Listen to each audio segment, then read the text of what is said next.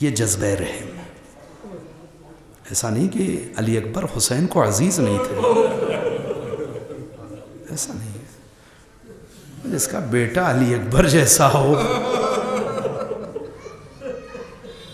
ہر باپ کو اس کی نالائق اولاد عزیز ہوتی ہے. جس کی اولاد شبیہ پیغمبر ہو. ایسا نہیں کہ امام حسین کو قاسم جیسے بھتیجے سے محبت نہیں تھی، ایسا تھوڑی نا. انہوں محمد جیسے بھانجوں سے کوئی اونس نہیں تھا نا. لیکن ایسا شفیق حسین، ایسا رحیم حسین، ایسا کریم حسین کہ جب حسین نے دیکھا کہ ہمارے گھر کی قربانی کے بغیر یہ پوری دنیا جہنم میں چلی جائے گی، کیونکہ اب نبی آئے گا نہیں، اب پیغمبر آئے گا نہیں، اب دوسری کتاب آئے گی نہیں، تو اس کے بعد جتنے لوگ دنیا میں آئیں گے سب بے دین ہوں گے، اور جب سب بے دین ہوں گے سب جہنمی ہوں گے. کیوں نہ اپنا گھر لٹا کر کے ان سب کو جہنمی ہونے سے بچایا جائے. سمجھ میں آ رہا ہے حسین کیوں اتنے محترم ہیں؟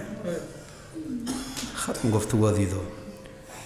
اور دیتے جا رہے ہیں تو کریم کریم کریم کی پہچان یہی ہے کہ وہ دیتا ہے اس انداز سے کہ اس میں اظہار احسان نہ ہو. اظہار احسان نہ ہو، یعنی اس نیکی کا اظہار آپ کے اوپر بھی نہ کرے کہ میں کوئی بڑا کام کر رہا ہوں. نہیں، ورنہ 10 روپے 20 روپے 100 روپے کسی غریب کے موقع پہ مدد کرنے والے کم نہیں دنیا میں، مگر ان کی اس مدد کو رحم کہیں گے یا نہیں یہ کیسے طے ہوگا کہ دیکھیے دے کیسے رہا ہے، عاجزی سے یا احسان جتا کے. اگر احسان جتا کے دے رہا ہے تو یہ خود پرست ہے، یہ رحیم نہیں ہے. یہ اپنے آپ کو دکھانا چاہتا ہے، یہ آپ پہ رحم نہیں کرنا چاہتا. یہ اپنی پوزیشن بچانا چاہتا ہے، یہ اپنی عزت بنانا چاہتا ہے، یہ رحیم نہیں ہے. لیکن کوئی اگر عاجزی سے دے بھی رہا ہے، جھکا بھی جا رہا ہے، یعنی یہ رحیم ہے، اس کے دل میں درد ہے. توجہ کریے، حسین ویسے ہی کریم ہے. ایسا کریم حسین کہ کسی کے سوال پہ کچھ دیتے بھی ہیں حسین تو خود اپنے چہرے کو ڈھک لیتے ہیں تاکہ اس کی نگاہیں شرمندہ نہ ہوں. حالت یہ ہے کہ کربلا میں آج ہم کہیں اور کہنا چاہیے کہ جتنی قربانیاں امام حسین نے دی ہیں سب اپنی جگہ بہت عظیم، کوئی قربانی چھوٹی نہیں، ہلکی نہیں. مگر حسین جب دے رہے تھے آپ کو معلوم ہے کیا کہتے تھے؟ ایک ایک قربانی پہ کہتے تھے پروردگار اس قربانی کو میری جانب سے قبول کر لے. یعنی یہ ناچیز ہے مالک، تیری عظمت کے سامنے علی اکبر کچھ نہیں، تیری بزرگواری کے سامنے یہ اصغر کچھ نہیں، تیرے دین کی عظمت کے سامنے، تیرے پیغمبر کے نام کے سامنے یہ میرا قاسم کچھ نہیں. اللہم تقبل منا، پروردگار اسے میری طرف سے قبول کر لے. اکڑ نہیں ہے، قبول کر لے، یعنی عاجزی ہے. اور یہی کربلا والوں کے اندر بھی ہے.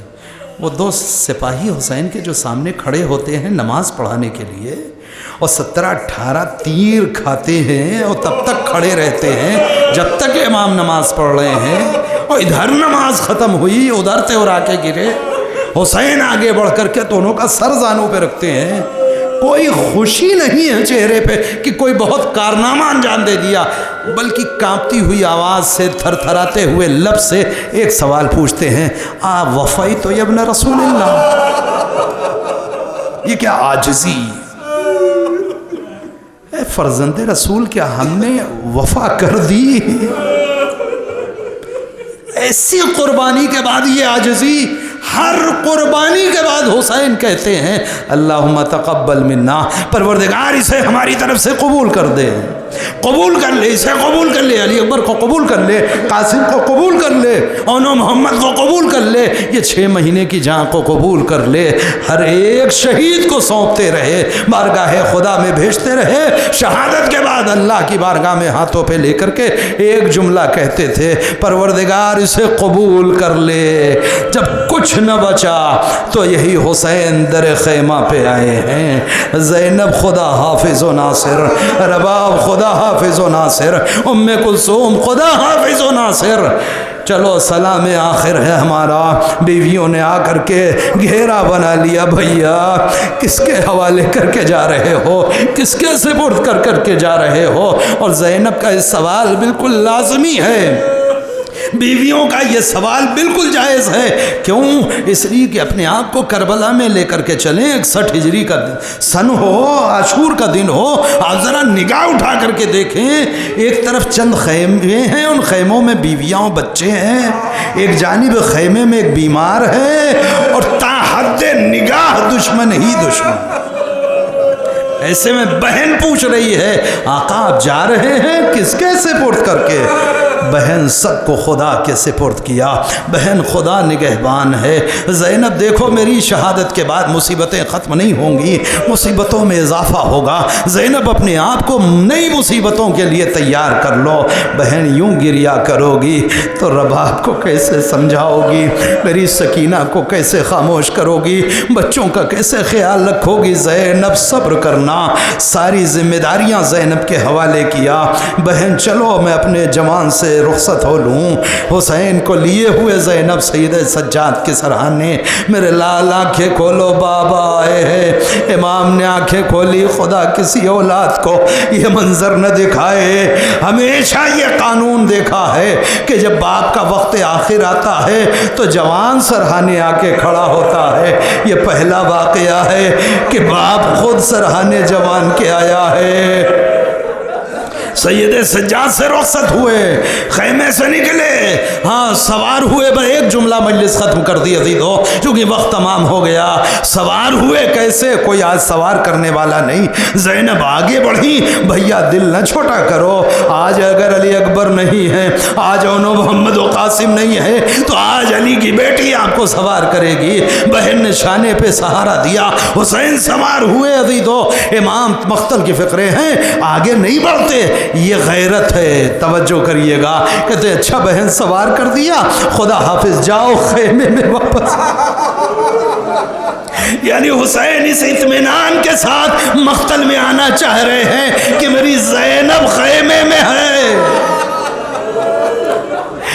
تھوڑی دیر گزری تھی کہ پھر یہی زینب جب زمین ہلنا شروع ہوئی باہر نکل کے آتی ہے، ٹلے زینبیہ ہے، حسین کے سینے پہ شمر سوار ہے، کند خنجر چل رہا ہے۔ زینب فریادی، کبھی کسی کو آواز دیتی ہے، کبھی کسی کو آواز دیتی ہے، اللہ رے غربت، یہ پسر ساتھ کو آواز دیتی ہے، اے عمر ساتھ، ارے تو دیکھ رہا ہے میرا ماجایا ذبح ہو رہا ہے۔ مجلس ختم ہو گئی عزیزو، امام نے اشارہ کیا، زینب واپس خیمے میں آئی، سر و تن میں جدائی ہو گئی۔